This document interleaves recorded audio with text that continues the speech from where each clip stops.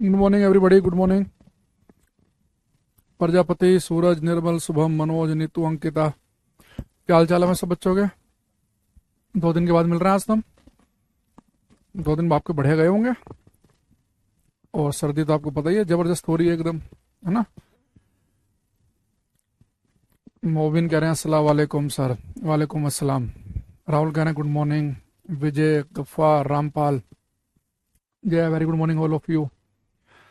मत करें, राधे राधे राधे राधे भाई। ठीक है सब ओके, बढ़िया है। प्रजापति जी कह रहे हैं ठीक है। जय भीम सर, जय भीम भाई, जय भीम। राम राम राहुल जी। चलो, अब आज के कार्यक्रम शुरू करते हैं हम, लेके प्रभु का नाम। ठीक है, चलो यहाँ पर 2-4 क्वेश्चन पहले कर दो फटाफट, ताकि हमें एक आइडिया ऐसा हो कि जो आपको पढ़ाया जा रहा है वो आप कुछ पढ़ भी रहे हैं कि नहीं, ये करना।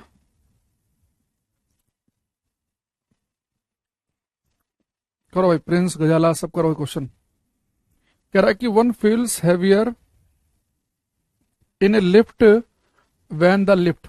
लिफ्ट में कोई व्यक्ति भारीपन महसूस करता है जब लिफ्ट, एक कह रहा है कि is going down steadily, just begin to go up, is moving up steadily, descend freely. ठीक है, देखो आप सभी को पता है,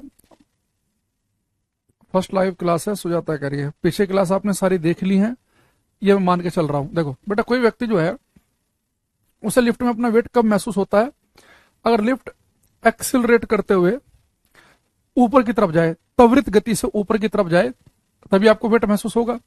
अगर बेटा लिफ्ट जो है स्टेडी, यानी कि एक ही स्पीड से ऊपर जाए या नीचे जाए, तो मैंने कहा था वेट में कोई फर्क नहीं पड़ेगा। अगर बेटा लिफ्ट का बेटा तार टूट जाओ, फ्रीली गिरे, तो वेट तो 0 लगता है, ये भी गलत हो गया। बेटा लिफ्ट जस्ट ऊपर चलना शुरू करेगी, अभी मान लो कि लिफ्ट की वेलोसिटी 0 है, जस्ट लिफ्ट जब ऊपर की तरफ बढ़ेगी तो 0 से अपनी वेलोसिटी को कुछ बढ़ाएगी, तो यानी कि वो एक्सेलरेट करेगी। तो लिफ्ट ऊपर की तरफ एक्सेलरेट करती है, तभी उसके अंदर आपको अपना वेट ज्यादा लग सकता है।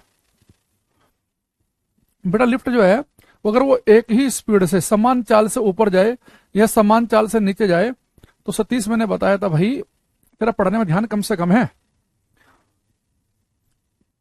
हर क्लास में ये सतीश और सूरज, इन दोनों का 10-10 मिनट मुर्गा बनना बहुत जरूरी है। इनका दिमाग जो है तेज काम करेगा तभी। ये क्लास में स्पेशली बताया था कि लिफ्ट की शक्ल देखते ही भावुक नहीं होना है। लिफ्ट अगर एक ही स्पीड से, एक ही चाल से ऊपर जाए या नीचे जाए, दोनों केस में आपको अपने वेट में, भार में कोई फर्क महसूस नहीं होगा। लिफ्ट में हमें अपना वेट तब ज्यादा लगता है अगर लिफ्ट एक्सीलरेट करते ऊपर जाए। एक्सीलरेट करने का मतलब यह है कि वो बढ़ती स्पीड से ऊपर जाए, है ना। तो एक्सीलरेट करते अगर वो ऊपर जा रही है, त्वरित गति से ऊपर जा रही है, तो मैंने बताया था एक्सेलरेशन के 3 मतलब हैं, स्पीड बढ़ना, घटना, डायरेक्शन चेंज होना। तो बेटा लिफ्ट जस्ट चलना शुरू करेगी ऊपर की तरफ, तो उसकी स्पीड में चेंज आएगा। तो एक्सीलरेट जब करेगी ऊपर की तरफ, तभी वेट क्या लगेगा? ज्यादा। एक एक करना। Question number 24।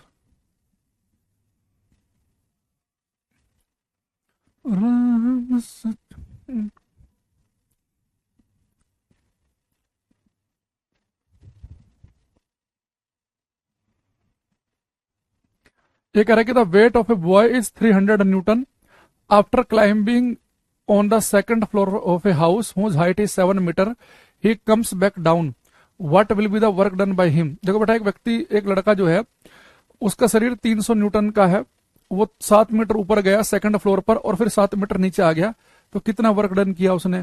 ठीक है, तो वर्क डन आपको मैंने बताया था क्या होता है, एफ एस कोस थीटा। जब ये लड़का 7 मीटर ऊपर अपना शरीर लेके जाएगा और 7 मीटर नीचे वापस आ जाएगा, तो उसका डिस्प्लेसमेंट 0 है। तो जहां से चला गया वहीं के वहीं आ गया, तो विस्थापन 0, डिस्प्लेसमेंट 0 है, तो वर्क भी 0 हो जाएगा। तो इसका आंसर आएगा डी ऑप्शन। ठीक, तो अगर कभी, भाई एक चीज बताओ, अगर ये लड़का केवल ऊपर तक ही जाता, ऊपर तक ही, तो ये अपने शरीर को ऊपर लेके जाता। मैंने आपको बताया था कि जब कोई वस्तु ऊपर की तरफ जाए तो किया गया कार्य होता है mgh के बराबर, है ना, mgh होता है। लेकिन यहाँ पे लड़का ऊपर गया और वापस फिर नीचे भी आ गया, तो जहां से चला वहीं कहीं वापस आ गया, तो इसका विस्थापन, इसका डिस्प्लेसमेंट 0 है। और किसी केस में अगर डिस्प्लेसमेंट 0 हो जाए तो वर्क भी क्या होता है? 0।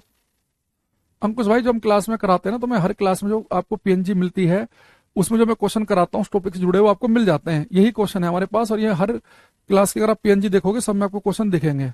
ठीक है, अगला करो, ये करना 22। क्वेश्चन का नंबर भी लिखो साथ में।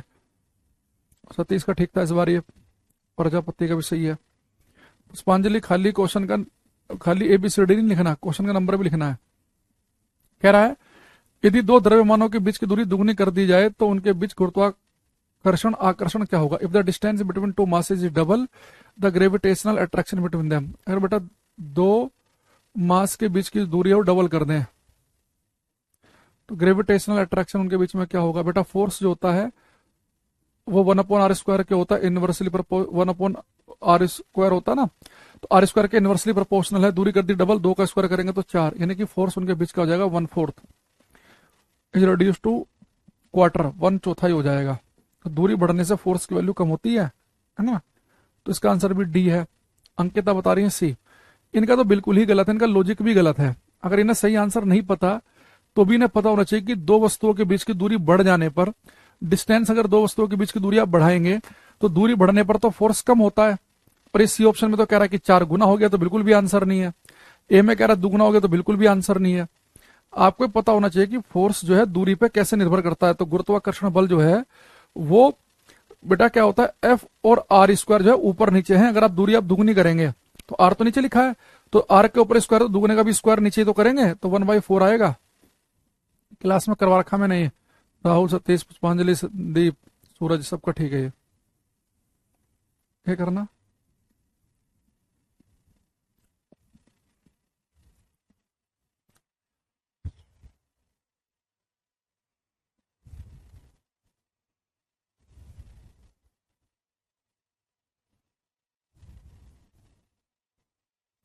नहीं। इजाज अगर आप केवल सीजल की तैयारी कर रहे हैं तो फिर इस बैच से की जगह आप सीजल एसएससी वाले जीएस वाले से ही कर लो तुम। अगर हमारे पास जीएस का बैच भी है ना, इसमें हम बहुत ज्यादा पढ़ रहे हैं हम, है ना। ये एसएससी वालों बच्चों के लिए रिक्वायरमेंट से ज्यादा हो जाएगा, जितनी उन्हें आवश्यकता है उससे ज्यादा। ये कह रहा है find the projection angle for which range and maximum height are equal. तो बेटा मैंने आपसे कहा था कि हम बॉल किस एंगल पर फेंकें कि हमें रेंज और हाइट बराबर मिले। तो और आपको रेंज और हाइट दोनों बराबर प्राप्त करनी है तो आपको बताया गया था क्लास में, प्रूफ किया था मैंने कि बॉल आपको फेंकनी पड़ेगी tan−4 एंगल पर, जिसे हम 76 डिग्री का एंगल भी कहते हैं। तो tan−4, तो रेंज और हाइट बराबर है तो tan−4 पर निशान लगाना है, 1/4 पर मत लगा देना जल्दीबाजी में, और ए पे तो बिल्कुल मत लगा देना। तो जैसे विजय ने लगा दिया ए पर। हाँ, बीपीएससी टीचर वाले सारे करो ये, उन्हें एक एक लाइन पढ़नी है बीपीएससी टीचर वालों को। तो अगर रेंज और हाइट बराबर है तो बॉल आपको फेंकनी पड़ेगी tan−4 एंगल पर। ये मोबिन, सतीश, इन्होंने पूरी क्लास नहीं ले रखी है, केवल तुक्केबाजी कर रहे हैं। क्लास में जितने बच्चे 45 बता रहे हैं सब तुक्केबाज है ये। भाई रेंज अगर हाइट से 4 गुना प्राप्त करनी है, तब हमने क्लास में प्रूफ किया था बाई फॉर्मूला कि अगर रेंज हाइट से 4 गुना प्राप्त करनी है तो बॉल फेंकनी पड़ेगी 45 डिग्री के एंगल पे। लेकिन आप चाह रहे हैं कि जितनी आपको हाइट मिली उतनी आपको रेंज भी मिले। मान लो हमारी मैक्सिमम हाइट जो है वो 20 मीटर की मिली और हमें रेंज भी 20 मीटर चाहिए, तो बॉल हमें किस एंगल पर फेंकनी पड़ेगी, tan−4 एंगल पर। ये प्रूफ कर रखा है तो दोबारा से नहीं करेंगे हम। यानी ये बच्चों ने सारी क्लास नहीं ली है, ये कभी क्लास में आते हैं और कभी नहीं आते, इसका मतलब ये है। एक एक करो। राम से चल के राम। एक बच्चा कह रहा है सर पॉजिटिव वर्क तो इमेजिन किया जा रहा है, नेगेटिव वर्क को कैसे इमेजिन करें, ये बता रहे हैं। एक क्वेश्चन करो उसके बाद ले लेते हैं case. A 5 kg object is raised through a height of 4 meter. The work done by the force of gravity acting on the object. ये कह रहा है कि 5 किलोग्राम भार की एक वस्तु, बेटा अगर केजी में दे रखा है ना, ये मास होता है m, इसने भार भले लिख दिया, ये द्रव्यमान है। जब भी यूनिट केजी में होगी तो केजी में मास द्रव्यमान को नापते हैं हम। जो वेट है भार वो न्यूटन में होता है। तो कई बार वो हिंदी में बदतमीजी कर देते हैं इस टाइप की। तो एक 5 kg object is raise through a height of 4 metre, the work done by the force of gravity acting on the object is. तो बेटा मैंने आपको बताया था कि अगर आप कोई वस्तु जमीन पर रखी है और उस वस्तु को आप ऊपर की तरफ लेके जाओ, जब किसी वस्तु को आप ऊपर की तरफ लेके जाते हैं तो किसी व्यक्ति के द्वारा जो कार्य किया जाता है वो होता है +mgh। लेकिन जब ग्रेविटी के द्वारा क्या कार्य होता है, कोई वस्तु ऊपर की तरफ लेके जाते हैं तो ग्रेविटी काम करती है -mgh। तो कम से कम आपको इतना पता होना चाहिए कि एक तो हमारा आंसर आएगा नेगेटिव में, ए और बी तो हमारा आंसर नहीं है सर। रामपाल ने भी गलत कर दिया ये, और प्रजापति ने भी गलत कर दिया, प्रिंस ने भी। भाई आपको बताया था ना मैंने कि देखो नेगेटिव वर्क क्यों था ये। अब एक बात समझो, एक वस्तु यहां पर रखी है और ये वस्तु का जो मास है m है, इसे आप h हाइट ऊपर लेके जा रहे हैं। तो बेटा वर्क का बेसिक फॉर्मूला क्या होता है, एफ एस कोस थीटा। तो मैंने आपसे कहा था कि अगर किसी वस्तु को आप ऊपर की तरफ लेके जाएंगे तो आपको कितना फोर्स लगाना पड़ेगा उस वस्तु के वेट के बराबर, और अगर आप उसे h हाइट ऊपर लेके गए तो उसका डिस्प्लेसमेंट कितना हो गया h। अब यहां देखो बेटा एंगल कितना बनेगा। अगर आप किसी वस्तु को जब आप ऊपर की तरफ लेके जा रहे हैं तो वस्तु थी यहां पर, वस्तु ऊपर जा रही है तो उसका डिस्प्लेसमेंट विस्थापन कहां है, ऊपर की तरफ। लेकिन उसने पूछा कि वर्क ग्रेविटी ने कितना किया।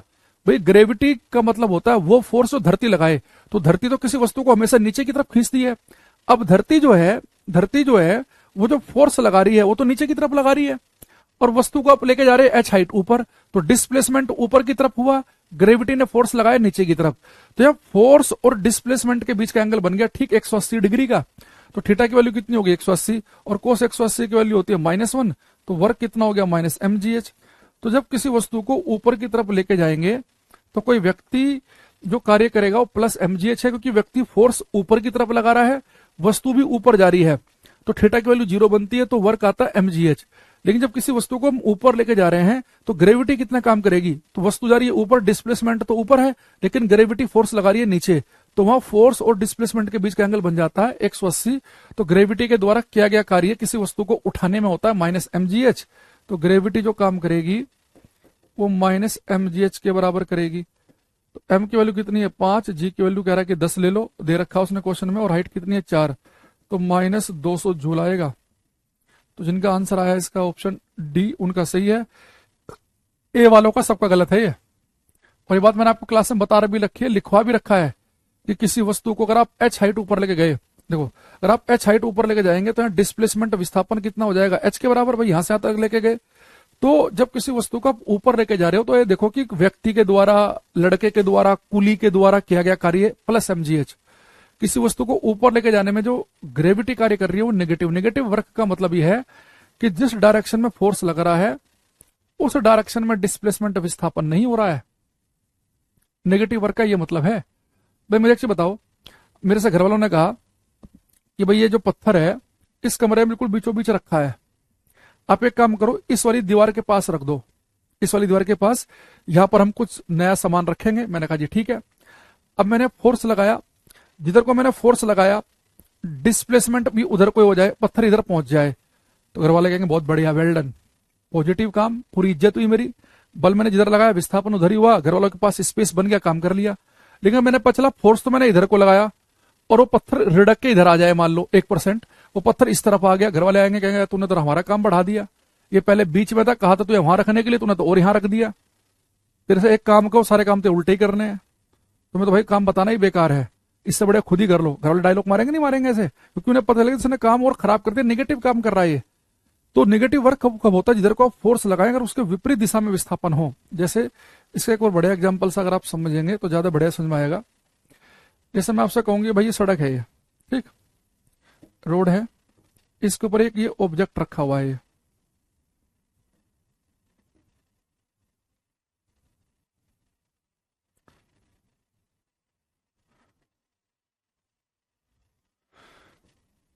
यहाँ पे एक ऑब्जेक्ट रखा हुआ है, इसके ऊपर हमने एफ फोर्स लगाया, ठीक। तो इसके ऊपर बेटा फोर्स लगाया, मान लो इसका सेंटर ये है ऑब्जेक्ट का, और ये ऑब्जेक्ट जो है यहां पहुंच गया, एफ फोर्स लगाने से पहुंच गए यहां।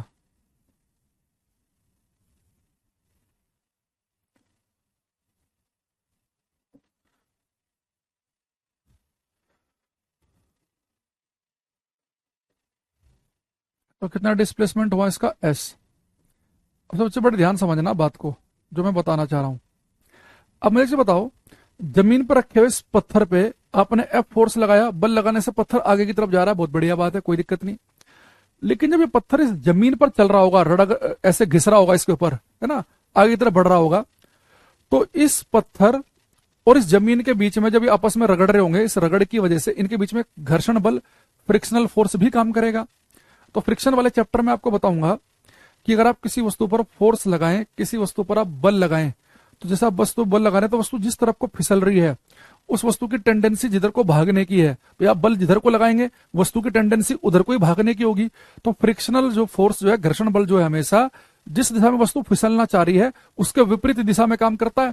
तो अगर वस्तु जाना चाह रही है आगे की तरफ को तो फ्रिक्शनल फोर्स लगेगा पीछे की तरफ। घर्षण बल क्या करता है, ये सापेक्ष गति का, ये रिलेटिव मोशन को अपोज करता है।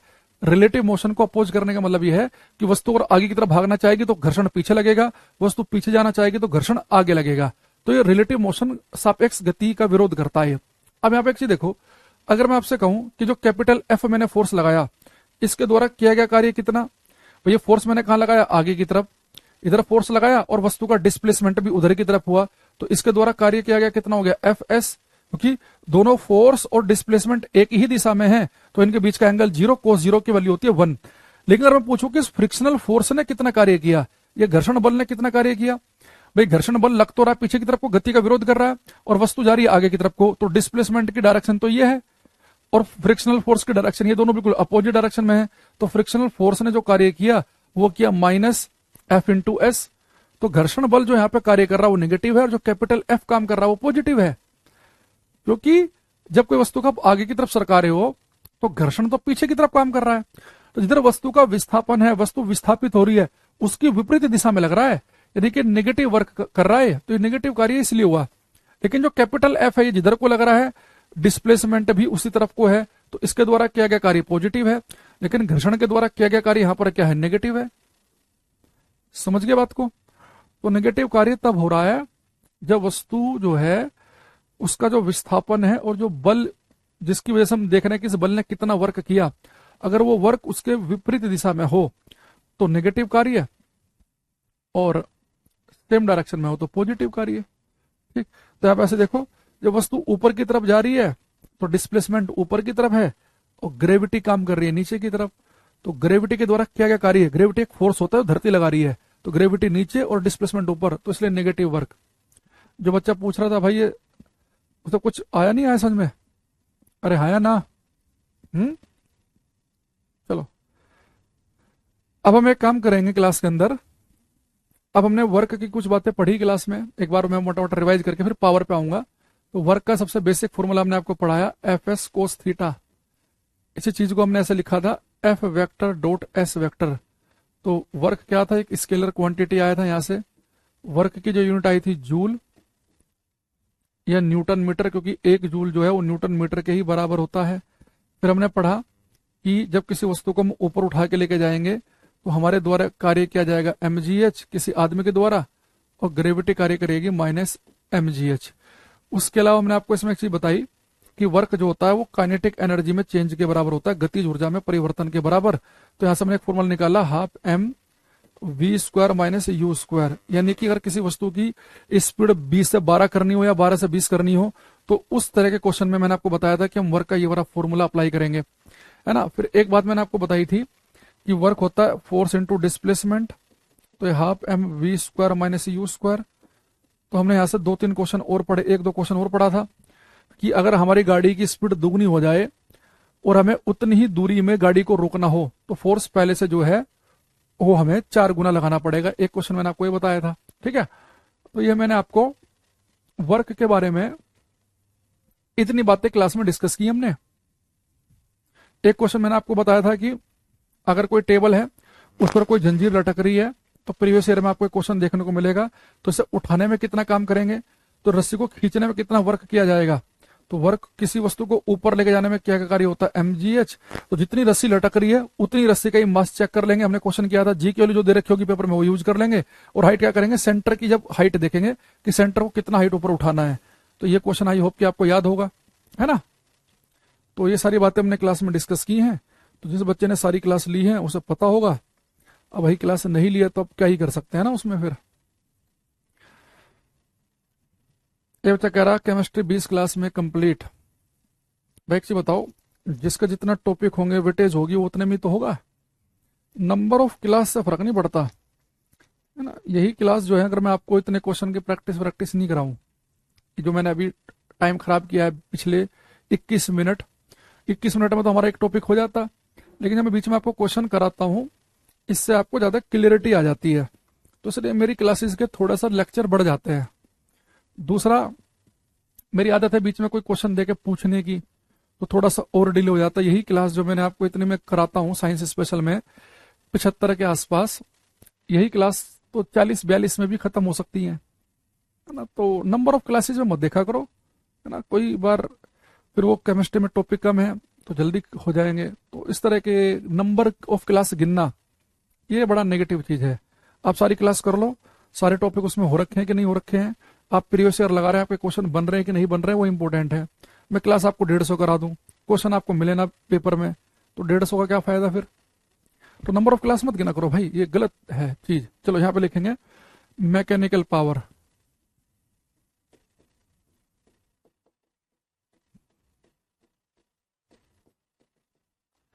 यांत्रिक शक्ति।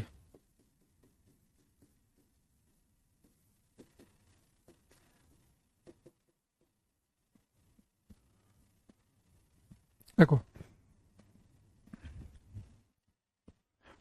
अब बेटा मैकेनिकल पावर का देखो मतलब समझना। अगर मैं आपसे कहूं कि भाई हमारे घर में चिनाई का मान लो काम चल रहा है, ठीक है। मुझे कह रहे सर आपका एकेडमिक बैच भी गया, मैं 9th और 10th में पढ़ाता हूँ अपनी कक्षा एप्लीकेशन पे, तो वहां पे आप पढ़ सकते हैं, लेकिन वहां पे मैंने 9th और 10th का बैच कंप्लीट हो गया मेरा, तो बाकी 9th 10th के बाकी सब्जेक्ट चल रहे हैं वहां पे। चलो अभी मैं कुछ तैयार कर रहा हूँ और चीजें एकेडमिक के आगे से, मैं शायद कभी भविष्य में पीजीटी वगैरह का भी पढ़ाऊँ। अभी उसके लिए मैं कोई ये नहीं कह रहा कि 100% ही, पर संभावना है उसकी। अभी उसके ऊपर काम कर रहा हूँ जितना मुझे समय मिल पा रहा है। अभी तो फिलहाल यही चल रहा है जो पढ़ा रहे हैं, यहाँ से सुनो। अच्छा मैं कहूँ कि हमारे घर में एक चिनाई का काम चल रहा है और हमने 2 लोग लगाए, 2 काम करने वाले भाई लगाए, श्रमिक, है ना। मजदूर सब थोड़ा नेगेटिव हो गया आजकल, श्रमिक शब्द का यूज करना ज्यादा अच्छा है। तो हमने उनसे कहा कि आपने जो हमारे घर में ईंट रखी है, ये आपको ये ईंट जो है ऊपर पहुंचानी है। उन्होंने कहा जी ठीक है। तो एक व्यक्ति ने सुबह से लेकर शाम तक 300 ईंट ऊपर पहुंचाई और एक ने पहुंचाई 150। तो हमें पता है कि ज्यादा वर्क किसने किया। जब वो ईंट ऊपर लेके जाएंगे तो इसका मतलब क्या है कि जो ईंट ऊपर लेके गए, तो किसी वस्तु को ऊपर लेके जाने में कार्य होता है mgh। तो भाई जो ज्यादा ईंट लेके गया उसने ज्यादा कार्य किया, ज्यादा वर्क किया है, हम उसे पूरा अप्रिशिएट करेंगे। भाई साहब ने 300 ईंट पहुंचाई और 150 ही पहुंचा पाया, तो पहला जो व्यक्ति है ए, उसने कार्य ज्यादा किया, क्लियर है।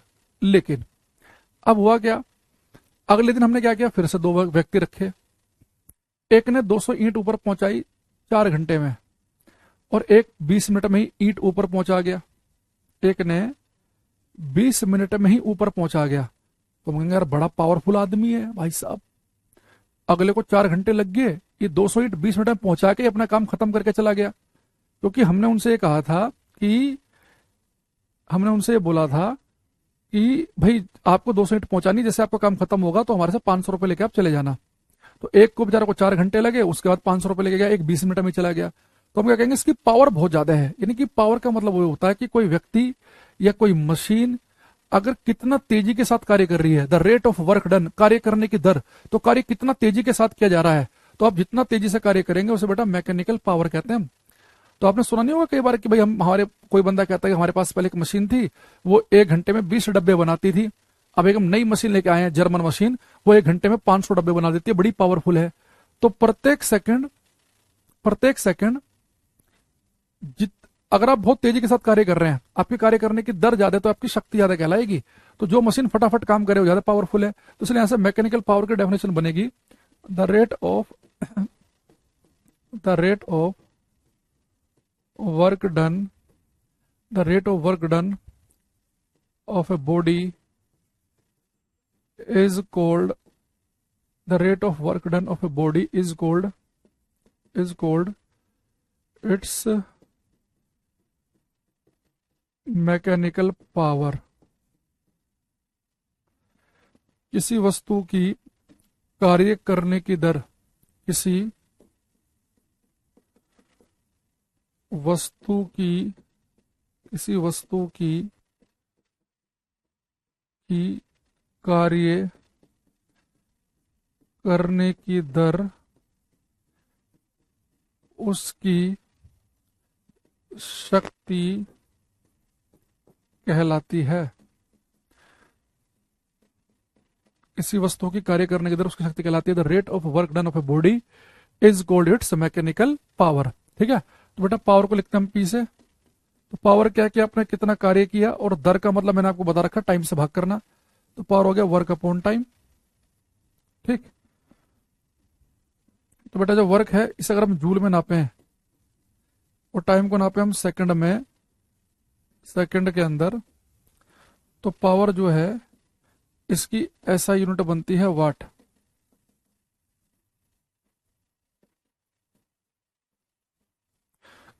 वाट, और एक वाट का मतलब होता है जूल पर सेकंड। तो एक वाट होता है जूल पर सेकंड के बराबर। यानी कि अगर कोई मशीन एक सेकंड में एक जूल काम करे, अगर कोई मशीन एक सेकंड में एक जूल काम करे तो उसकी पावर एक वाट की कहलाएगी। और कोई मशीन एक सेकंड में 1000 जूल काम कर दे तो उसकी पावर 1000 वाट कहलाएगी। ठीक है, तो वाट क्या है इसकी ऐसा यूनिट। अच्छा, अब मुझे फॉर्मूला देख के बताओ कि पावर जो है ये स्केलर क्वांटिटी है कि वेक्टर क्वांटिटी है, ये आपको बताना है। अच्छा, एक हमें पता है कि हमारे घर में एक पावर के लिए हम यूज करते हैं हॉर्स पावर, मोटर होती है ना पावर की। तो एक हॉर्स पावर याद रखना 746 वाट के बराबर होता है। एक अश्व शक्ति 746 वाट के बराबर। ये करना कि पावर जो है स्केलर क्वांटिटी है कि वेक्टर, ये आपको बताना है।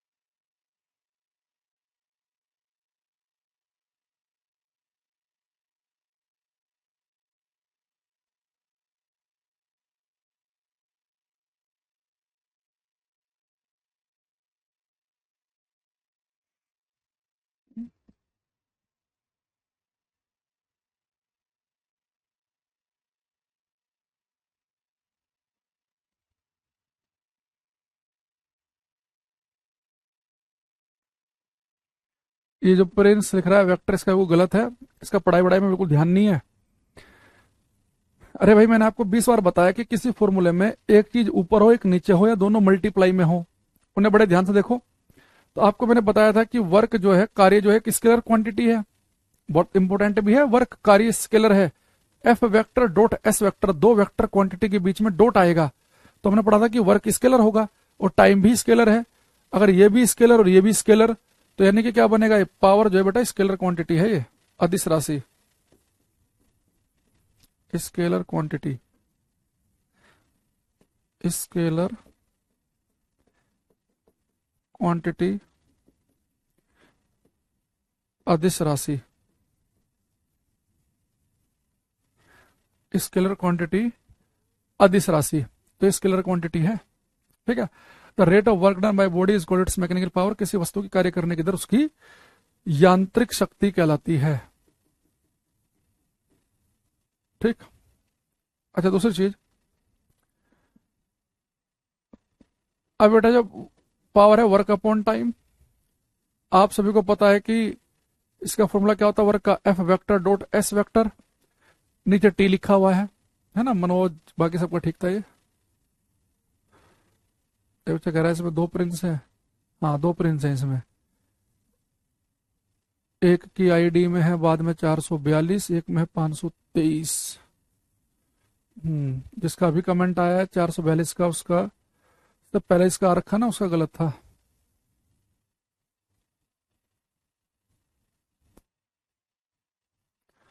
स्केलर वेक्टर की क्या इंपॉर्टेंस है बताया था। वेक्टर क्वांटिटी वो है जो जिनके पास डायरेक्शन हो, या ज्यादा बढ़िया है कि वेक्टर क्वांटिटी वो है जो वेक्टर एडिशन लॉ फॉलो करे। जैसे डिस्प्लेसमेंट को हमने जोड़ा था ना कि 6 इधर और 8 इधर, तो डिस्प्लेसमेंट आया था 10। तो वेक्टर एडिशन लॉ को फॉलो करें। वेक्टर क्वांटिटी स्केलर क्वांटिटी होती है जो सिंपल अलजेब्रा को फॉलो करती हैं। मान लो कि मैं आपसे कहूं कि भाई मैंने आज कार्य किया 20 जूल और कल किया 30 जूल, तो टोटल काम कितना किया 50। 20 और 30 नहीं, सिंपली हम ऐड कर सकते हैं। तो स्केलर क्वांटिटी सिंपल एडिशन को फॉलो करती हैं, सिंपल अलजेब्रिक लॉ फॉलो करती हैं कि एक्स में एक्स जोड़ेंगे तो 2x आएगा, 3x में 2x जोड़ेंगे तो 5x आएगा। तो स्केलर जो क्वांटिटी है, जो अदिश राशियां हैं, उन्हें आप सिंपली जोड़ सकते हो जैसे रोजमर्रा की जिंदगी में जोड़ते हो, और सिंपली घटा सकते हो। इनके लिए जोड़ने के लिए आपको एक नया नियम पढ़ने की जरूरत नहीं है, ठीक है। अच्छा, अब ये बेटा हमारे पास में जो डिस्प्लेसमेंट अपॉन टाइम है, ये विस्थापन बटे समय, डिस्प्लेसमेंट अपॉन टाइम, इसे हम बोलते हैं वेलोसिटी, वेग। तो पावर क्या हो जाएगी, यहां से एक फॉर्मूला आ जाएगा इसका, F vector dot V vector. अगर आप यहां से पावर का ये वाला फॉर्मूला भी देखो तो F vector dot V vector, अगर दो सदिश राशियों के बीच में डॉट है तो मैंने बताया था वो स्केलर क्वांटिटी बनेगी। तो चाहे वर्क के इस वाले फॉर्मूले से देखो स्केलर स्केलर तो ये स्केलर, चाहे इस वाले फॉर्मूले से देखो कि दो वेक्टर के बीच में डॉट है तो भी हम क्या बोलेंगे कि भाई यही है, ठीक है। तो अब यहां से देखना, ये बेटा डिस्प्लेसमेंट अपॉन टाइम क्या होता है, वेलोसिटी, वेग। अब बेटा पेपर में कई बार ऐसा आ जाता है कि पावर का ये पूछ लेता है कि बल और वेग का जो गुणनफल है। अगर यहां से आप देखें हमारे पास में मैकेनिकल पावर का एक फॉर्मूला क्या बन रहा है, मैकेनिकल पावर यांत्रिक शक्ति क्या बन रहा है, बल गुणा वेग, फोर्स इंटू वेलोसिटी। तो पेपर में जैसे मैंने आपको एक दिन एक फॉर्मूला बताया था कि फोर्स और टाइम की मल्टीप्लाई करेंगे, बल और समय की मल्टीप्लाई करेंगे, तो एक क्वांटिटी आई थी इंपल्स, आवेग। तो आवेग क्या था, बल और समय का गुणनफल। ऐसे पेपर में आ जाए कि बल और वेग का गुणनफल क्या होगा, F into V, force into velocity क्या बनेगा, मैकेनिकल पावर। तो कई बार ऐसे पूछ लेता है वो कि बल गुणा समय क्या बनता है, आवेग बनता है, और बल गुणा वेग, फोर्स इंटू वेलोसिटी क्या बनता है, मैकेनिकल पावर। ठीक, स्केलर क्वांटिटी है, यूनिट इसकी क्या है, वाट, ये आपको ध्यान रखना है, ठीक है। अब यहां से मैं एक दो क्वेश्चन आपसे पूछ रहा हूं, इन्हें आप ट्राई करेंगे तो आपको समझ में आ जाएगा कि किस तरह की बातें आपसे पूछ सकता है। क्वेश्चन नंबर 31 करो, अंकिता, मनीष, मनोज, प्रिंस, दोनों प्रिंस। जो सही बता रहा आंसर वो भी, और जो गलत बता रहा वो भी, दोनों करो।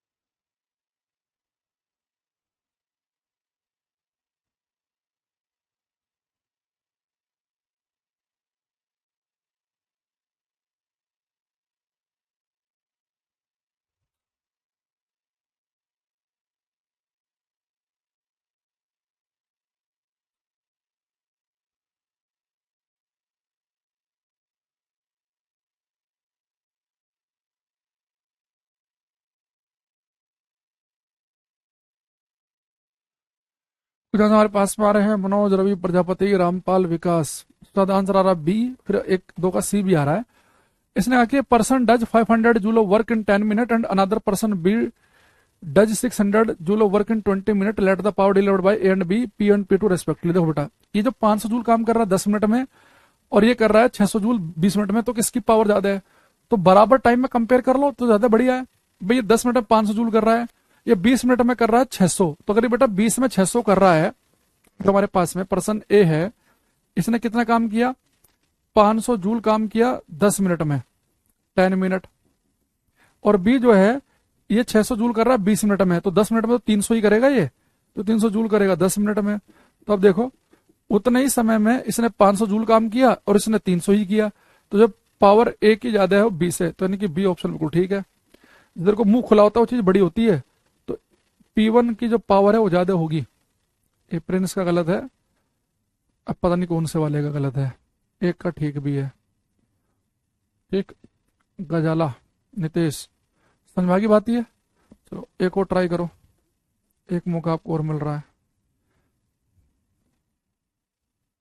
ये करेंगे।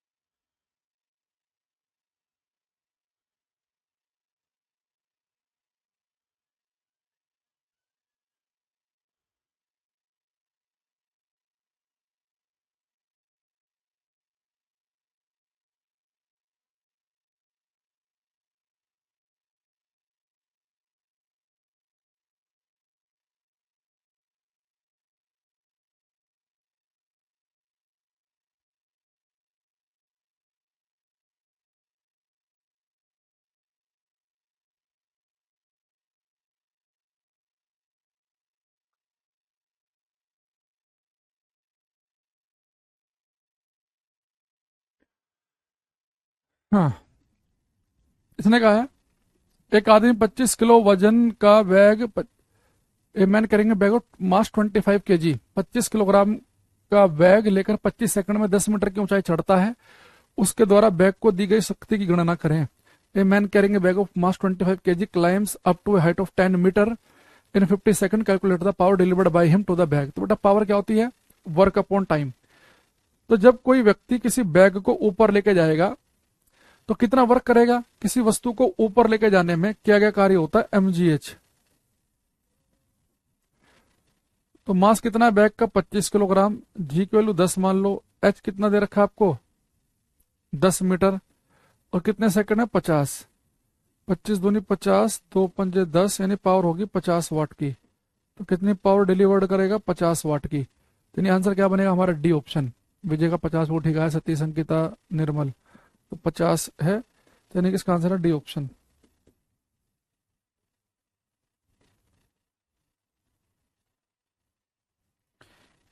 Fifty watt. ठीक है। तो जब भी पेपर में ऐसा क्वेश्चन आए, ये माइनस में मत बताओ बेटा। माइनस में क्यों आएगा?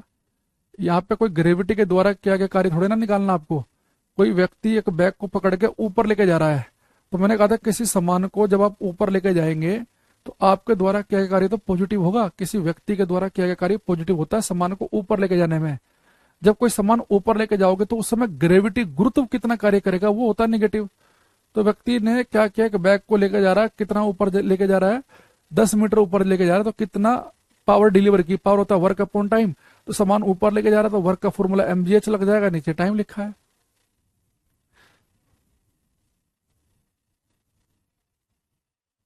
एक ही करना। क्वेश्चन नंबर 4, ये मैं चाहूंगा सब बच्चे ट्राई करें।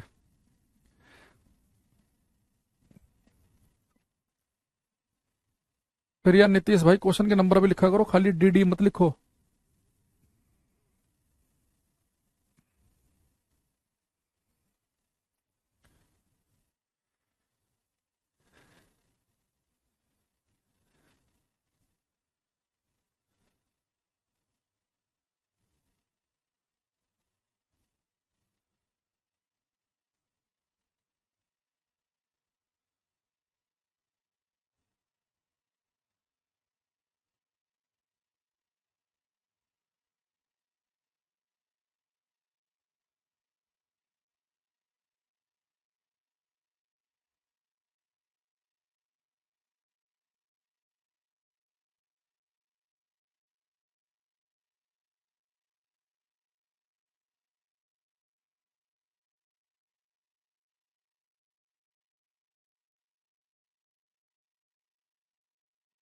हम्म।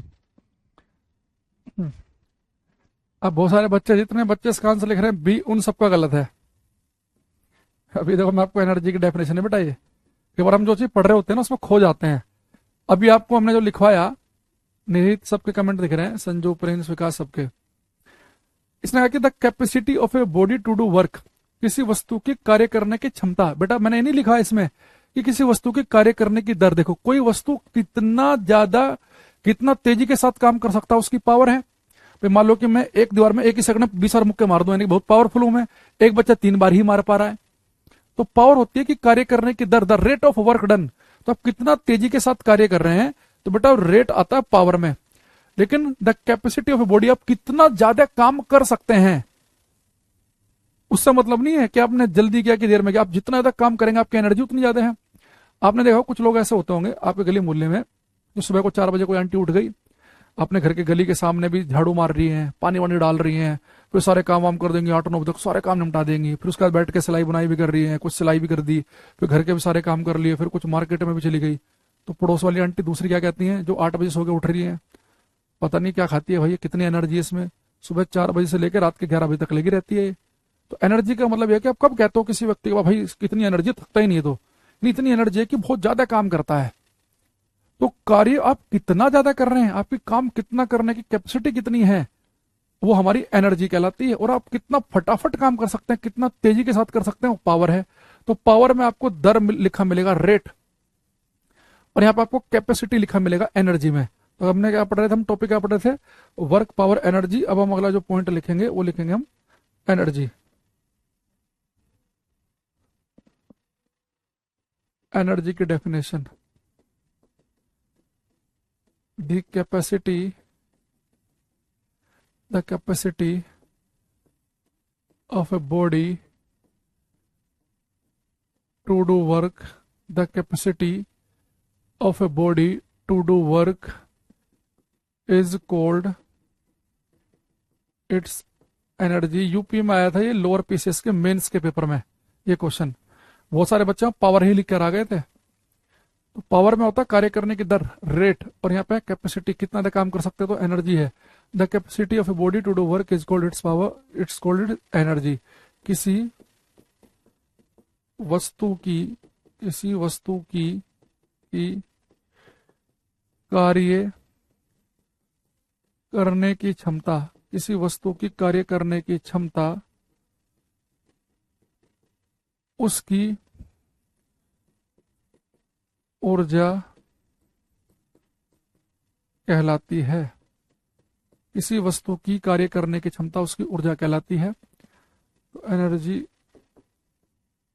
अब बेटा आपको पता है, अगर मैं इसकी यूनिट लिखूं, ऐसा ही मात्रक लिखूं इसका, तो आप एक चीज देखो भाई, एनर्जी है क्या कि आपने कितना ज्यादा काम किया। एक व्यक्ति ने काम किया 5000 जूल, एक ने किया 12000 जूल, तो 12000 जूल वाले की एनर्जी ज्यादा है। तो वो एनर्जी क्या है, कितना ज्यादा काम कर रहे हैं, कार्य, और कार्य को हम नापते हैं जूल में। तो एनर्जी जूल कार्य तो है कि कितना ज्यादा काम कर रहे हैं आप, तो इसकी यूनिट भी क्या बनेगी, जूल बनेगी। सिंबल क्या होता है, जूल का कैपिटल जे। दूसरा, वर्क स्केलर क्वांटिटी है, तो एनर्जी भी स्केलर क्वांटिटी होगी।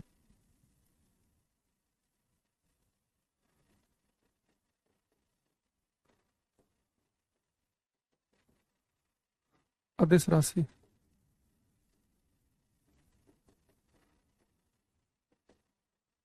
ठीक। वजह की ध्यान रखना, एनर्जी कोई सी भी आए पेपर में, अभी हम पढ़ेंगे काइनेटिक एनर्जी, गतिज ऊर्जा, पोटेंशियल एनर्जी आए, है ना। केडब्ल्यू बेटा किलोवाट घंटा तो जो है ना, वो तो एनर्जी की कॉमर्शियल यूनिट है। कॉमर्शियल में यहाँ पे ऐसा यूनिट की बात कर रहा हूँ, जो इंटरनेशनल सिस्टम में एनर्जी की यूनिट यूज होती है वो होती है जूल।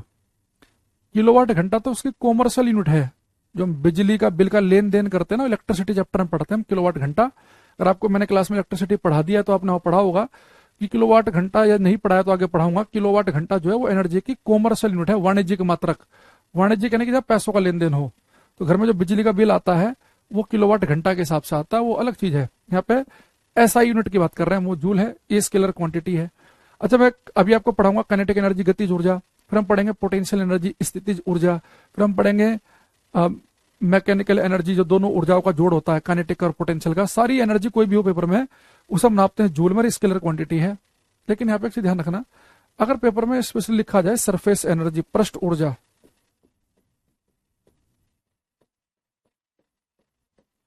इसे स्टार बना लेना।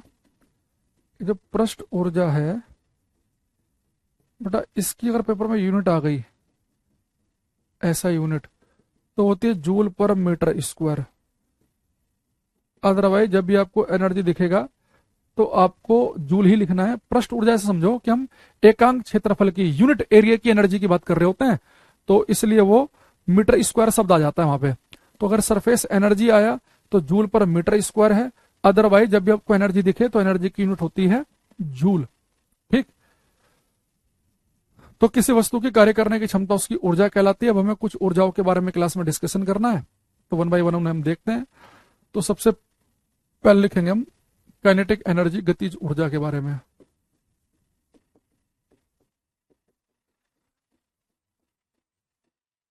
गतिज ऊर्जा,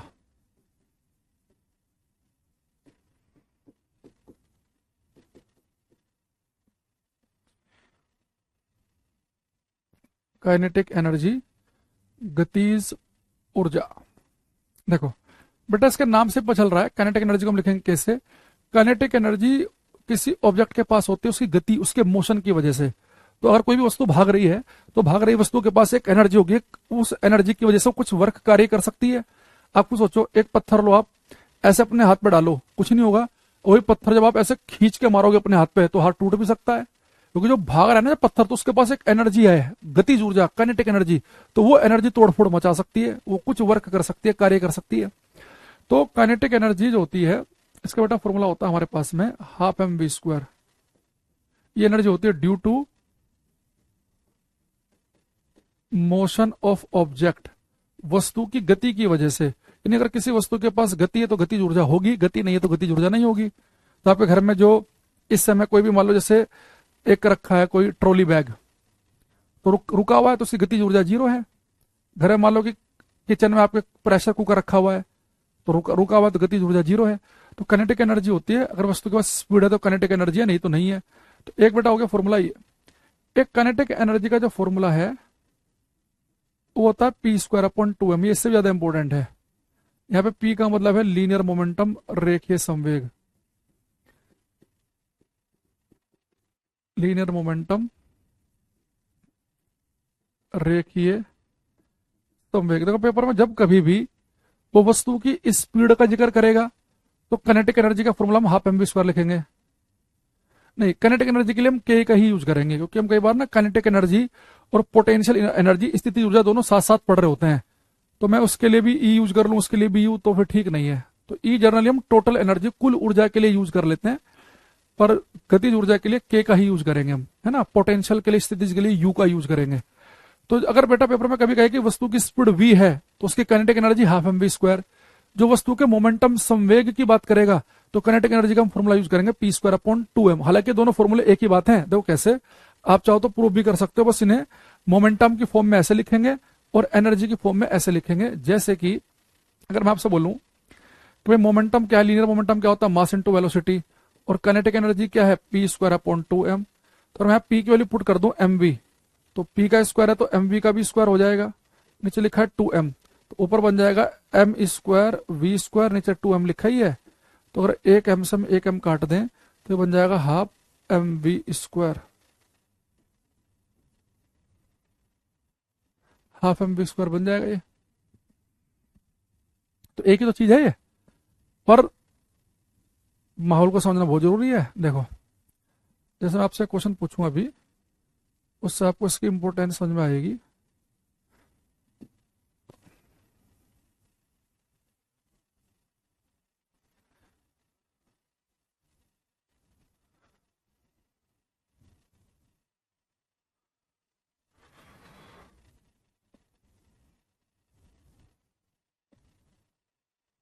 ये क्वेश्चन करना।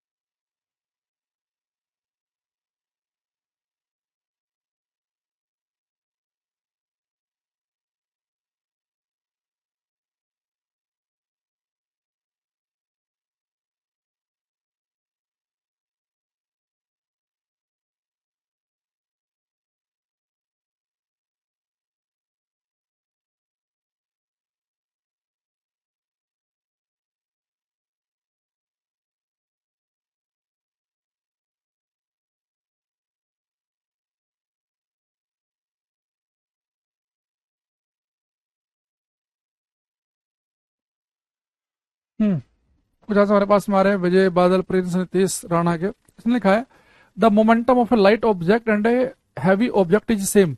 तो हल्के ऑब्जेक्ट और भारी का दोनों का मोमेंटम सेम है, तो कह रहा है किसकी काइनेटिक एनर्जी ज्यादा होगी। तो भाई एक चीज बताओ, काइनेटिक एनर्जी पूछ रहा है और कह रहा है कि हल्की और भारी दोनों के मोमेंटम सेम है। अगर मोमेंटम का जिक्र करा है यानी कि काइनेटिक एनर्जी का फॉर्मूला कौन सा यूज करना चाहिए आपको, p²/2m। अब यहाँ पे एक चीज देखना, वो कह रहा है कि दोनों के मोमेंटम सेम है, यानी कि पहले का जितना मोमेंटम है उतना ही दूसरे का मोमेंटम तो फिक्स हो गया, कांस्टेंट हो गया। दो न्यूमेरिकल वैल्यू है, ये भी कांस्टेंट है, यानी काइनेटिक एनर्जी जो होगी अब मास के इनवर्सली प्रोपोर्शनल होगा, यानी कि जिसका मास कम होगा उसकी काइनेटिक एनर्जी ज्यादा होगी। तो इसका ए ऑप्शन बनेगा। तो मनोज का एक बिल्कुल ठीक है, निर्मल का सही है, वेक्टर का सही है। भाई जिसका मास कम उसकी एनर्जी ज्यादा, लेकिन जिस बच्चे ने काइनेटिक एनर्जी का केवल यही फॉर्मूला पढ़ा है ½ mv², वो कर देगा गलत। अब ऐसे बच्चों को क्या लगेगा कि भाई एम और के तो एक ही लाइन में है, वो सोचेगा जिसका मास ज्यादा है उसकी काइनेटिक एनर्जी ज्यादा है, वो सोचेगा भारी वाले की ज्यादा होगी। भाई भारी वाले की तब ज्यादा होती है ना अगर वो कहता है कि दोनों की स्पीड सेम है। भाई अगर जब आप ये कहते हो कि इसके बढ़ने से बढ़ेगा, इसके घटने से घटेगा, तो फॉर्मूले में बाकी चीजें कांस्टेंट होनी चाहिए। तो उसने स्पीड कांस्टेंट थोड़े ना कहा है, मोमेंटम कांस्टेंट का है। तो भाई अब यहाँ पे बताओ, अगर दोनों की स्पीड होती कांस्टेंट, अगर स्पीड कांस्टेंट होती तो हाफ तो न्यूमेरिकल वैल्यू है, ये भी कांस्टेंट। अगर दोनों की स्पीड सेम हो तो भारी की काइनेटिक एनर्जी ज्यादा होगी, अगर दोनों की स्पीड सेम होती। पर उसने कहा कि दोनों का मोमेंटम सेम है, दोनों का संवेग सेम है। तो आप तुरंत क्या करो, गतिज ऊर्जा का फॉर्मूला लगाने से पहले चेक कर लो कि वो जिक्र किसका कर रहा है। दोनों की स्पीड सेम कहता तो भारी वाले की काइनेटिक एनर्जी ज्यादा, लेकिन उसने क्या कहा हमारे से, उसने हमारे से बोला कि भाई जिसकी इस मोमेंटम दोनों का सेम है तो जो हल्का होगा उसकी काइनेटिक एनर्जी, उसकी गतिज ऊर्जा क्या बनेगी, ज्यादा। आगे बात समझ में। अच्छा दूसरी चीज,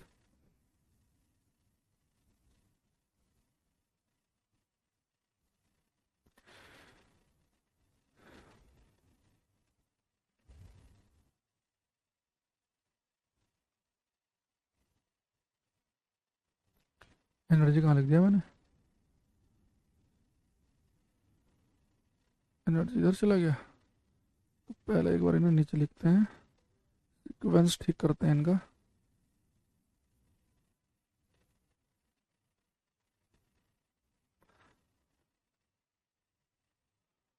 एक सेकंड रुको, वरना तो आपको ना पीडीएफ में दिक्कत आएगी।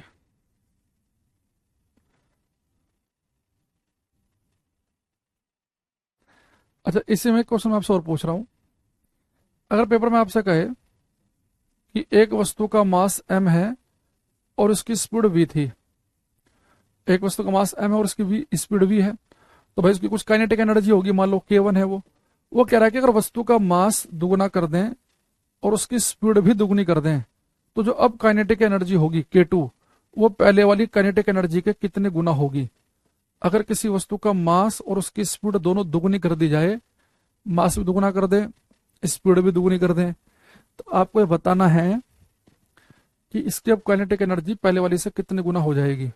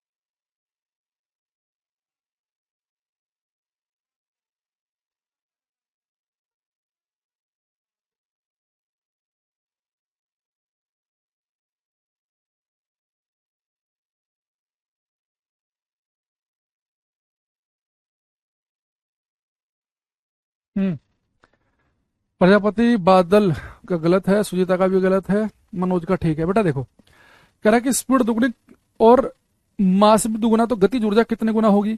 तो अगर वो स्पीड का जिक्र कर रहा है मास का, तो काइनेटिक एनर्जी का फॉर्मूला लिख लो आप, ये हाफ एम वी स्क्वायर। अब यहाँ देखो बेटा, इस फॉर्मूले में आप लोग को क्या क्या बदलना है, मास करना है दुगना, स्पीड दुगनी करनी है। बेटा ये हाफ जो है ना, न्यूमेरिकल वैल्यू है, ये तो कांस्टेंट है, इसे नहीं छेड़ना। आप देखो गलती क्या कर रहे हो, 4 गुना बता रहे हो, उन सबका क्यों गलत है भाई। मास दुगना कर दिया, यहाँ पे 2 लिख दिया आपने, स्पीड दुगनी, तो स्पीड दुगनी वी पे स्क्वायर पे 2 दूनी 4, तो काइनेटिक एनर्जी पहले से 8 गुना होगी। आप लोग इस हाफ से इस 8 को काट दे रहे हो भाई। जब आप ये कह रहे हो कि मास दुगना स्पीड दुगनी, तो मास और स्पीड में चेंज हुआ है, जो भी फॉर्मूले में न्यूमेरिकल वैल्यू रहती है उन्हें नहीं हम छेड़ते हो, कांस्टेंट होती है वो। अगर ये फॉर्मूले में यहाँ पे पाई होता, तो पाई तो कांस्टेंट वैल्यू है, आप 22/7 थोड़े ना कर रहे होते, साथ में गुणा उसकी। तो अगर मास दुगना स्पीड दुगनी, तो काइनेटिक एनर्जी जो है पहले से 8 गुना हो जाएगी। अगर आप इस चीज को प्रूफ करना चाहो ना डिफरेंट तरीके से, ऐसे करो। देखो जब इसका मास m था, स्पीड v थी, तो काइनेटिक एनर्जी क्या होगी, हाफ एम वी स्क्वायर। ये क्वेश्चन नंबर 1 मान लो। अब मास कर दिया दुगुना, स्पीड कर दी दुगनी, तो काइनेटिक एनर्जी क्या होती है, हाफ m। m की वैल्यू कितनी है, 2m। v स्क्वायर, तो v कितना है, 2v। अब यहाँ देखना, 2 का स्क्वायर करेंगे तो 4 और दूनी 8, 8 आ जाएगा बाहर, अंदर क्या बचेगा, हाफ एम वी स्क्वायर। अभी जो हाफ एम वी स्क्वायर है, ये तो शुरुआत की काइनेटिक एनर्जी है, तो K2 जो हो गया वो 8 गुना हो गया। अगर आप इस 8 को 2 से काट देंगे तो यहाँ पे 4 आ जाएगा। यहां मान लो कि 4 आगे, चलो ठीक है, आपने काट दिया 4, लेकिन बेटा अब अंदर कितना बचेगा, एम वी स्क्वायर। तो एम वी स्क्वायर के जगह आप K1 थोड़ा लिखोगे, एम वी स्क्वायर के जगह तो आपको 2K1 लिखना पड़ेगा। तो फिर 4 में 2K1 की मल्टीप्लाई करेंगे, फिर से 8 ही नहीं बन जाएगा क्या। तो एक्चुअल में आप ऐसा ध्यान रखा करो कि जब कभी भी आप ऐसा क्वेश्चन कर रहे हैं कि इसके दुगुने होने से, इसके आधे होने से, इसके 3 गुना होने पर क्या फर्क पड़ेगा, तो किसके ऊपर फर्क पूछ रहा है, गतिज ऊर्जा के बारे में। जिसके भी ऊपर फर्क पूछे उसका फॉर्मूला लिख लो साइड में। अब जिस जिस चीजों में चेंज किया है केवल उसमें चेंज करेंगे। न्यूमेरिकल वैल्यू फिक्स होती है, कांस्टेंट, उन्हें छेड़ते नहीं है। मास दुगना तो यहाँ 2 लिख दिया, स्पीड दुगनी 2 का स्क्वायर 4, 8 हो गया। अगर इनमें कोई चीज नीचे लिखी होती है फॉर्मूले में, तो वहां पे चेंज करते हैं हम। तो काइनेटिक एनर्जी, गतिज ऊर्जा पहले से 8 गुना होगी। चलो एक क्वेश्चन और करो, इसमें थोड़ा पता चलेगा कि आपको कर पाओगे कि नहीं। अगर वो कह दे कि एक वस्तु का मास पहले से हम आधा कर दें और स्पीड कर दें 4 गुना, तो मास आधा कर दिया, स्पीड 4 गुना कर दी, तो अब इसकी काइनेटिक एनर्जी, गतिज ऊर्जा पहले से कितने गुना होगी। सब करो ट्राई है। और इससे पहले वाला क्वेश्चन है ना, दुगुना मास दुगनी स्पीड वाला, एक पेपर में आ चुका है ये, और वहां पे वही 70% 80% बच्चे 4 गुना पर ही टिक लगा के आते हैं। आंसर है 8। रेन संकेता, अरविंद प्रजापति, सब करो ट्राई है।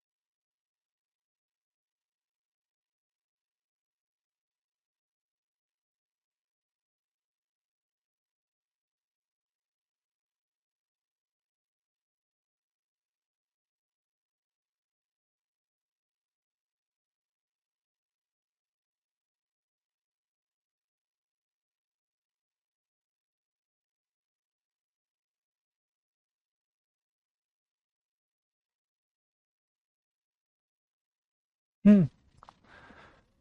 नहीं तो मनीषा प्रजापति, रामपाल गजाला कुछ आंसर दे रहे हैं। देखो बेटा, काइनेटिक एनर्जी पूछ रहा है कितनी गुना होगी, तो जिसके बारे में पूछ रहा है उसका फॉर्मूला लिख लो पहले, हाफ एम वी स्क्वायर। और आप यहाँ देखेंगे बड़े ध्यान से, बेटा हाफ तो न्यूमेरिकल वैल्यू है तो फिक्स है, तो मास कितना गुना किया उसने, आधा, तो हाफ लिख लो। स्पीड कितनी कर रहा है, 4 गुना, 4 का स्क्वायर कितना होगा, 16। तो फिर से आंसर कितना आ जाएगा, 8 गुना। तो इस बार भी जिस बच्चे का 8 गुना आया उनका ठीक है, बाकी सबका गलत है।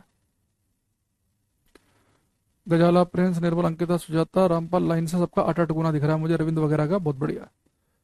तो काइनेटिक एनर्जी के बारे में क्या पता चला, एक तो ये बात पता चली काइनेटिक एनर्जी के बारे में हमें कि ये होता है due to motion of object, वस्तु की गति की वजह से, उसके भागने दौड़ने की वजह से जो एनर्जी अपने अंदर अर्जित करती है, एकत्र करती है, उसे हम काइनेटिक एनर्जी कहते हैं। इसका basic formula half M V square है, यही संवेग की फॉर्म में पी स्क्वायर अपॉन 2m है। यहां से हमने क्या देखा एग्जाम्पल, अगर वस्तु का जो मास है वो डबल कर दें और स्पीड भी उसकी डबल कर दें तो काइनेटिक एनर्जी पहले से 8 गुना हो जाएगी। हमने यहाँ पे चेक करके दिखा भी दिया। फिर हमने बताया आपको कि दोनों फॉर्मूले एक ही बात है, अगर इसी फॉर्मूले में आप पी की वैल्यू जो मोमेंटम की वैल्यू है एम वी पुट कर देंगे तो हाफ एम वी स्क्वायर ही बन जाएगा। ठीक है, बस इनका लिखने का दोनों के तरीके अलग अलग हैं। ठीक, एक बच्चा कह रहा है क्लास रुक गई है,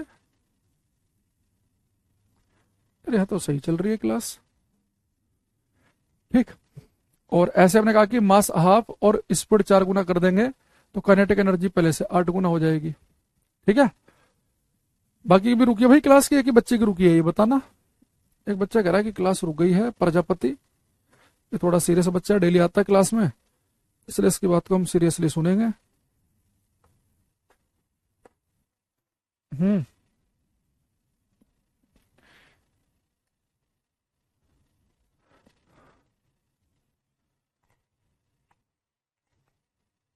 किसी कमेंट नहीं आ रहा भाई, सबकी क्लास रुक गई है क्या?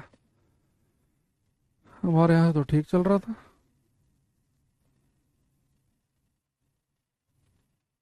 ऑल ओके है, अच्छा ठीक है, चल रही है। ये बच्चा कह रहा है बफरिंग मेरे ना मेरी स्टॉप हो गई। अच्छा कोई नहीं, चलो अब कल की क्लास में मिल लेंगे। इसमें हम ये चैप्टर हम वर्क पावर एनर्जी का समाप्त कर देंगे और इसे समाप्त करने के बाद हम नया चैप्टर करेंगे स्टार्ट। ठीक है, तो अपना मजबूत होकर आना। और ये जो चल रहे हैं ना अभी टॉपिक, ही अगर कोई बच्चा हेड ऑपरेटर का है इस बैच में तो हेड ऑपरेटर वालों के लिए बड़ा इंपॉर्टेंट है चैप्टर, क्योंकि हेड ऑपरेटर के पेपर में केवल मैकेनिक्स वाला ही पार्ट है। तो जो जो बच्चे हेड ऑपरेटर के हैं इस क्लास में वो जरूर अच्छे से पढ़ लेना इन्हें। और असिस्टेंट रेडियो ऑपरेटर में तो और बाकी चीजें भी हैं।